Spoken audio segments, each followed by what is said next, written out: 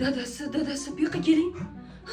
Dadasi, bunisi qarang, Lego o'ynab bir nimalarni chizib o'tiribdi. Dadasi, bu bolalikdan chiqib keta olmayaptim.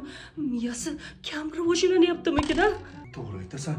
Menga qara, qarindoshlarning ichida haligi miyasi kech rivojlanganlari yo'qmi? Menga qarang.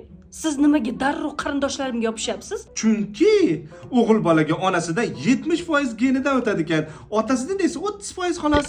Bolada bitta kamchilik bo'lsa, yo men aybdorman, yo meni qarindoshlarim aybdor. Undan ko'ra bolani psixologga ko'rsatib, qarasangiz bo'lmaydimi? Seni ko'rsatish kerak o'zi psixologga. Bola nima ayb bor?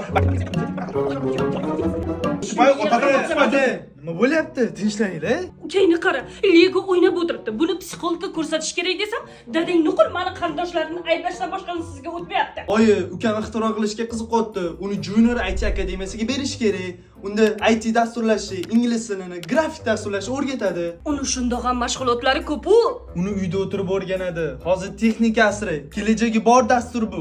Oyi, mana ko'ring-chi, bu mening programmam. Voy, o'g'limiz programma yaratibdi, dadasi. Ha, ota o'g'il, menga tortganda menga. Ha, bunaqa paytda birpasda sizga o'xshab qoladi. Albatta. O'g'limdan zo'r programmist chiqadi. Farzandingizni ITga o'qitish uchun plyus belgisini qoldiring.